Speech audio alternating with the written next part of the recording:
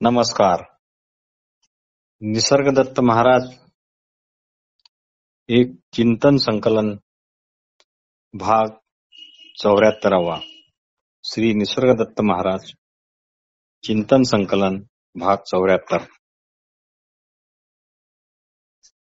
श्री निसर्गदत्त महाराज म्हणतात, वेगवेगळ्या उदबत्त्यांचा वास हा वेगवेगळा असतो, तसा प्रत्येक शरीराचा माल मसाला हा सुद्धा वेगवेगळा आहे.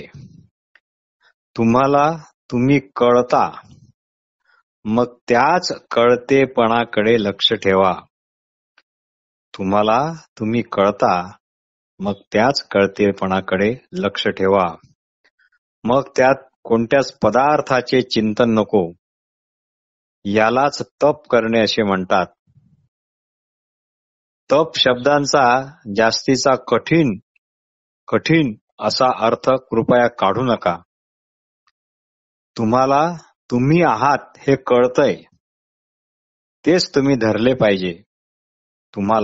तुम्ही आहात हे कळतंय, तेच धरले पाहिजे. अशा धरण्यालाच म्हणतात ध्यान. देहबुद्धी सोडून आत्मबुद्धीत जाणे म्हणजे ध्यान.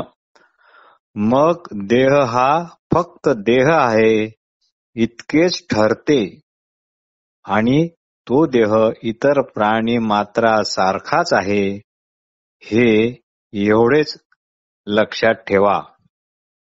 तो देह तो माझा असे आठवत नाही, आणि आठवला तर तो देह हा देह आहे म्हणूनच एवढेच आठवते.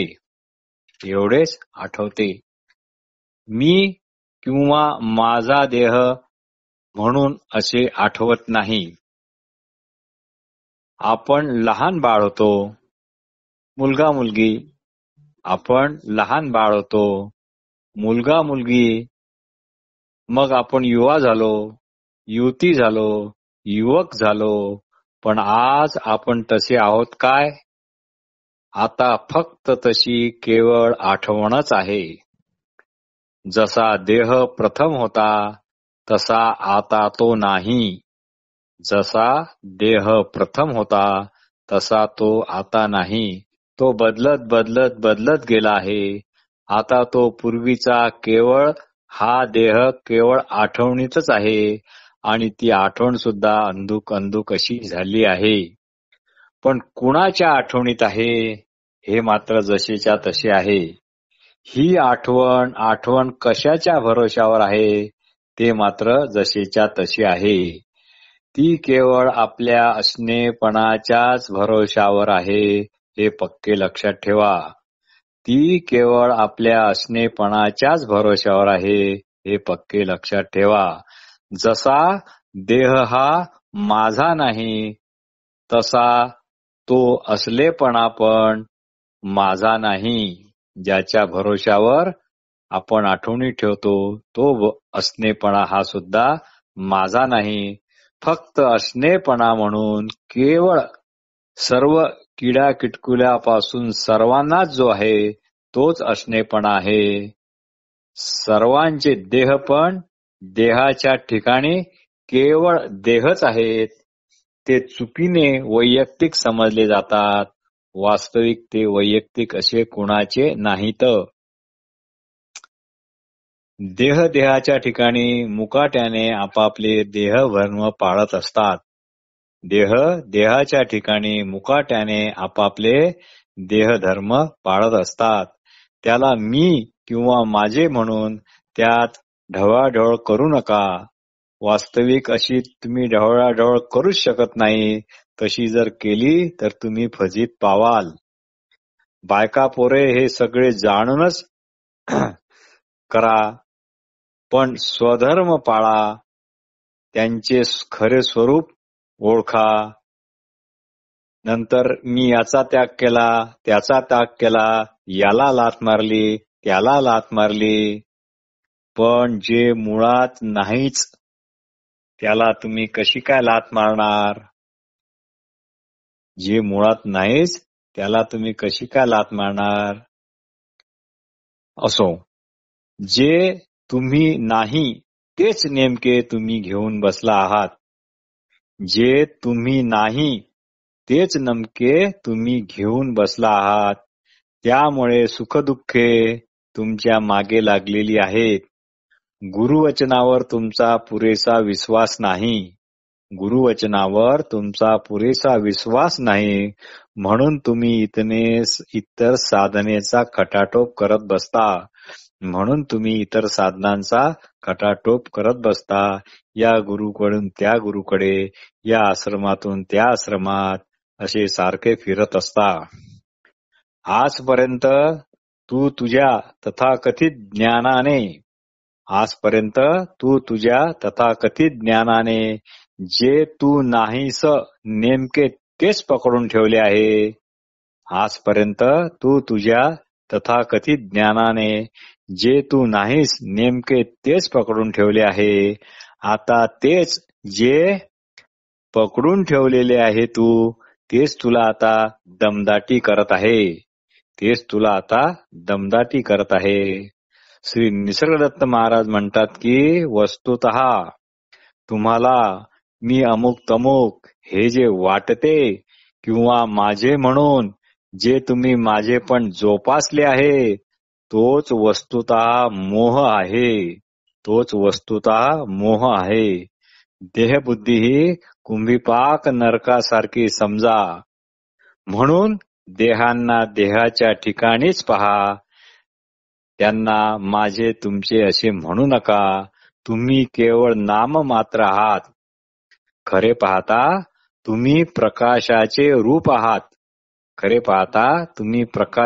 रूप आहात आणि तसेच तुम्ही ते समजून असा. हे मुद्दाम समजणे किंवा कपोलकल्पित अशी कल्पना नाही किंवा हे कल्पना करणे नाही. तुम्हीच आपल्या शुद्ध असणेपणाच्या रूपाने, याला कुठलाही पुरावा नको.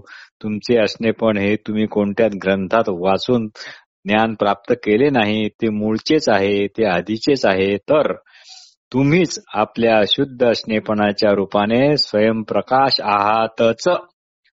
तुम्ही आपल्या शुद्ध असणेपणाच्या रूपाने स्वयंप्रकाश आहातच. स्वयंप्रकाशित पण आहात.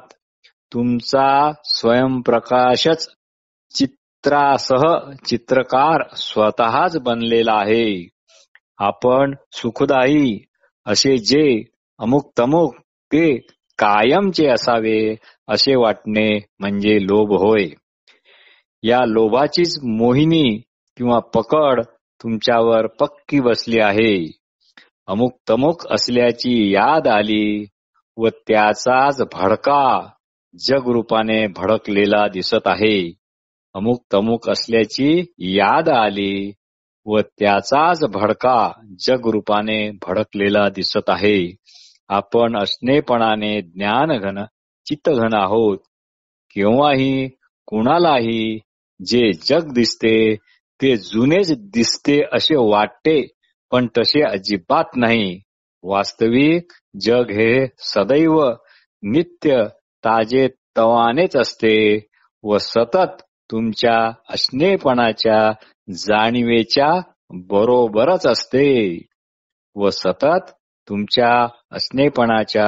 जाणीवेच्या बरोबरच असते. श्री निसर्गदत्त मायेचे फार छान वर्णन करतात. नसो नीच काही, म्हणजे ती काहीच नाही आहे. नसो नीच काही धुमाकूळ केला, हीच ती माया. आठवण बदलली की सर्वच बदलते. जो मेला त्याला आपण मेलो, आपण या जाचातून सुटलो, रोगराईतून सुटलो, कर्जातून सुटलो, याची आठवण किंवा माहिती आहे काय? अर्थात नाही. मग काय झाले? आठवणीची आठवणच विसरली, इतकेच झाले. म्हणूनच असणेपणा हा भ्रम नाही, तो विश्वास नाही, तो बिलीफ नाही, ती मानलेली गोष्ट नाही, ते कंडिशनिंग सुद्धा नाही. पण त्याच्याच प्रकाशात उजागर झालेले मी अमुक तमुक यामुळे देहबुद्धी आली, हा मात्र भ्रम असू शकतो. मी महात्मा, मी साधू, मी चोर, मी बदमाश इत्यादी इत्यादी यातील एखादे वाक्य हे हंगामी कसे आहे, हे टिकाऊ कसे नाही, हे टाकाऊ कसे आहे, इतके जरी समजले तरी एवढ्याने सुद्धा सर्व गुंताळा सुटू शकेल आणि तुमचे काम होईल हे तुम्ही निश्चित जाणा, असे श्री निसर्गदत्त महाराज म्हणतात. जो अशा आत्मज्ञानाला जाणून शांत झाला तो संत होय. जो अशा आत्मज्ञानाला जाणून शांत झाला तो संत होय. आपण संत साधू नाही पण होऊ शकतो अशी निदान आशा ठेवा. आठवण ठेवा, मग स्वतःच्या भल्यासाठी तुमच्याकडून करू नये ते होणार नाही हेही नसे थोडके. पण ज्याला सद्वस्तू प्राप्तीविषयी कळकळ आहे, ओढ आहे, त्याला तसा योग्य संत सहवास, निदान पुस्तके, योग्य व्यक्ती हे मिळणार म्हणजे मिळणारच यात दुमत नाही. सद्वस्तू नेहमीच उघड आहे, सद्वस्तू नेहमीच दृष्टी समोर आहे, पण हे सांगणारा हवा. संत म्हणजे सद्गुरू, त्याच्या वाणीचा सहवास म्हणजे सद्गुरूंच्या शब्दांचा अर्थाचा ध्यास. संत म्हणजे सद्गुरू, त्यांच्या वाणीचा सहवास म्हणजे सद्गुरूंच्या शब्दांच्या अर्थांचा ध्यास. हा ध्यास ज्याला लागला आहे त्याला हे सर्व सुलभ आहे. ज्याला हा ध्यास लागला आहे त्याला हे सर्व सुलभच आहे. अलभ्य वस्तू, अलभ्य वस्तू मुळात आपण आपण म्हणून केवळ असणेपणाच्या स्वरूपात आहोत. अलभ्य वस्तू म्हणजे मुळात आपण आपण म्हणून केवळ शुद्ध अशा असणेपणाच्या स्वरूपात आहोत. या अलभ्य वस्तूत कधीच अधिक उणेपणा असा येत नाही, ती कधीच उणे असे होत नाही आणि होणार पण नाही. ती परिपूर्णतेने सदा सर्वदा परिपूर्णच आहे. ही अलभ्य वस्तू केवळ संत वाणीनेच सुलभ झाली आहे. ही अलभ्य वस्तू केवळ संत वाणीनेच सुलभ झाली आहे. जी वस्तू संत संगतीने लाभते तिची परीक्षा तुम्हाला घेता येणार नाही किंवा तिची परीक्षा करताच येत नाही. कारण काय की ती स्वयंसिद्धच असते. कारण परीक्षा ही आपापल्या मनाने, बुद्धीने, जुन्या मिळवलेल्या ज्ञानाच्या आठवणीने केली जाते. पण या सर्वांना प्रकाशित करणारी तर ती अलभ्य वस्तूच आहे ना. ती अलभ्य वस्तू स्वयंसिद्ध वस्तूच आहे. पण आज हेच अलभ्य वस्तूचे ज्ञान दुनियेच्या पायाखाली तुडविले जात आहे. पण आज हेच अलभ्य वस्तूचे ज्ञान दुनियेच्या पायाखाली तुडविले जात आहे, असे श्री निसर्गदत्त महाराज म्हणतात. संत सहवासात असणाऱ्याला जग ठीकच वाटते. हा ठीक शब्द अतिशय महत्वाचा आहे. संत सहवासात असणाऱ्याला जग ठीकच वाटते, ठीकच दिसते. त्याला तो बरे वाईट म्हणत नाही. भेदात्मक दृष्टीने त्याकडे पाहत नाही. मी व माझे यांना जो नाही म्हणेल, मी व माझे यांना जो नाही म्हणेल किंवा त्याला नकार देईल तो संत झाला म्हणूनच समजा.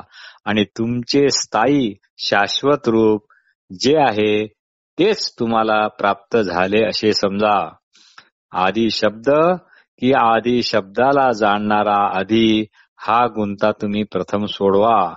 शब्दांच्या आधी जो आहे तो संत प्रसाद समजा. शब्दांच्या आधी जो आहे तो संत प्रसाद समजा. मी मरणार असे म्हणणे म्हणजे अविनाशी परब्रह्माला दिलेली चक्क शिवी होय. मी मरणार असे म्हणणे म्हणजे अविनाशी परब्रह्माला दिलेली चक्क शिवी होय. आपण आहो म्हणायला वाचा लागत नाही.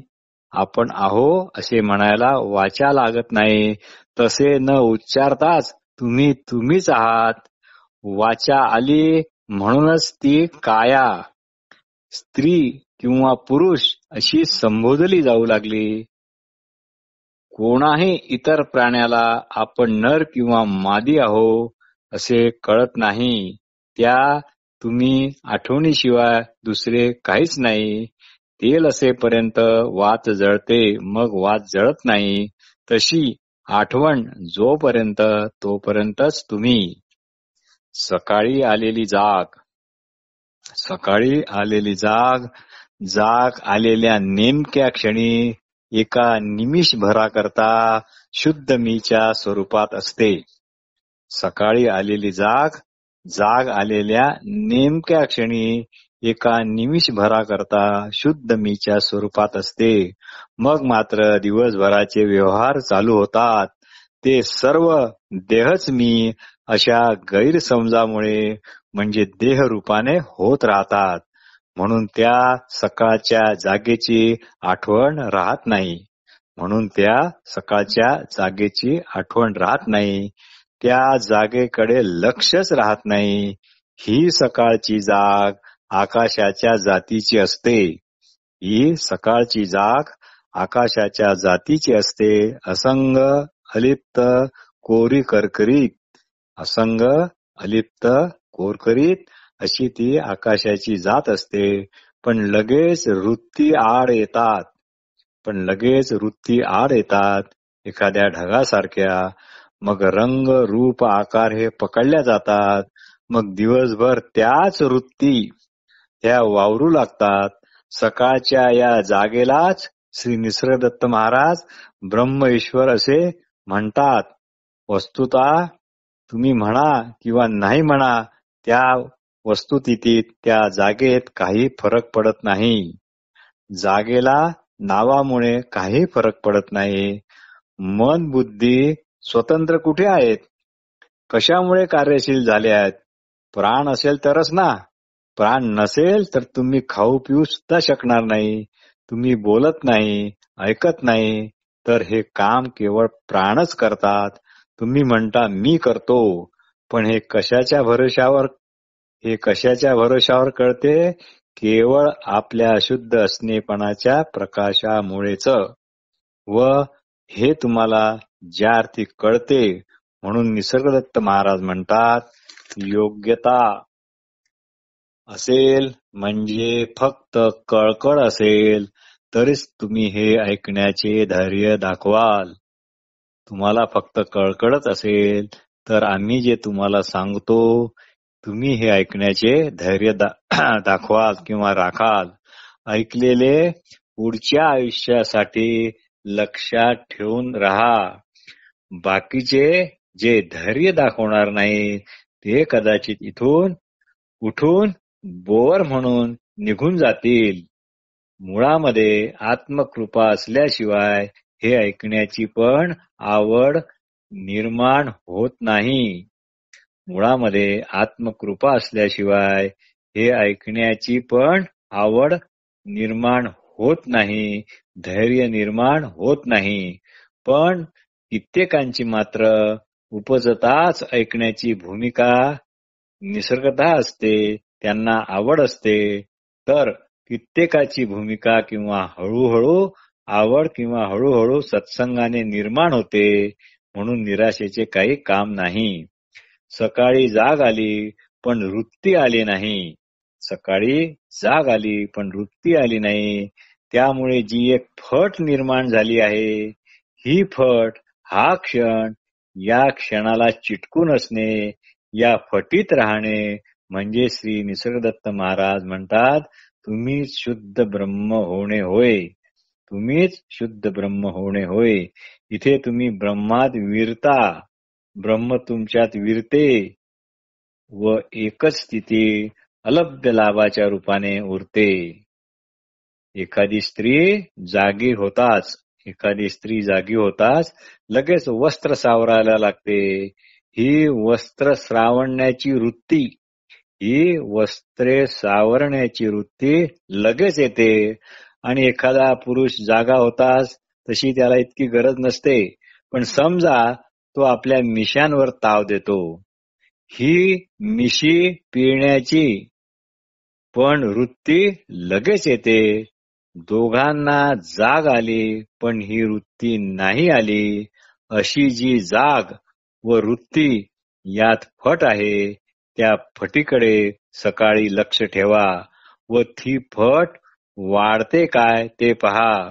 मुद्दाम तुम्ही ती वाढवू शकणार नाही, पण त्या फटीकडे रोज निरंतर लक्ष ठेवल्याने किंवा हे फटीकडे लक्ष ठेवणे किती महत्वाचे आहे याचे जर तुम्हाला महत्व कळले, हे अतिशय महत्वाचं आहे. पण त्या फटीकडे लक्ष ठेवण्याचे महत्व जर तुम्हाला अतिशय महत्वपूर्ण जर वाटत असेल, जर महत्व कळले, तर हे असे महत्व कळण्याचं म्हणजे समजले म्हणजे केले या न्यायाने. तर हे असे महत्व कळणेच ती फट वाढवेल. याकरता कुठलीही साधना, जप, ध्यान वगैरे वगैरे नको. तात्पर्य अशी वृत्ती आली की ती लगेच स्वरूपाऐवजी देहरूप पकडते. मग पूर्व संस्कारानुसार वर्तन घडत राहते. आपण आपणच असल्याचे ज्ञान जाग येताच काही क्षणाकरता शुद्ध चेतनच असते व हेच खरे आपले आकाररहित रूप किंवा आकाश रूप किंवा शुद्ध असणेपणाने असणे होय. वस्तुतः तुम्ही तेच आहात. You are that. नमस्कार.